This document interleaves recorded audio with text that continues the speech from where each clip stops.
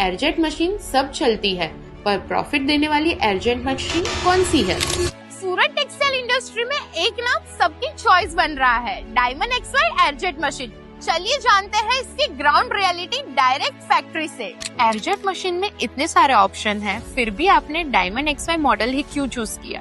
First of all low running cost છે, smoothly running છે અને ઝીરો મેન્ટેનન્સ છે. આઈ એમ રનિંગ 1.5 યર્સ, પણ એક બી મેન્ટેનન્સ તો આવ્યું જ નથી.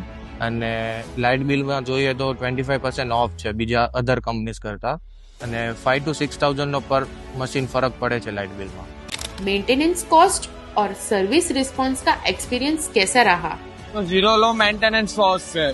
તે આપણે કોઈ સ્પેર પાર્ટ કાંઈનાથી મંગાવવો હોય તો એ પાસમાં પાસ મળી શકે છે. પછી સેમ ડે રિસ્પોન્સ છે. લાસ્ટમાં કાંઈ આજે આપણે મશીનમાં કોઈ પણ સ્પેર પાર્ટ જોઈતો તો આપણે ડાયમંડ ટેક્સટાઇલ મશીનમાં ફોન કરવી કે સેમ ડે મળી જાય છે અને સ્ટાર્ટ પણ થઈ જાય છે મશીન.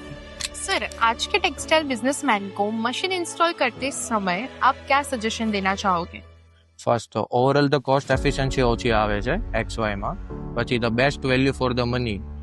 આપણને બીજા મશીન કરતાં આમાં 1 થી 1.5 રૂપીઝનો ફાયદો થાય છે. ફેબ્રિકમાં સસ્તું પડે છે, એટલે તમે મિક્સ સેલિંગમાં પણ તમને ફાયદો થાય, અને ફાયદો આપણને લાઇટ બિલનો થાય છે.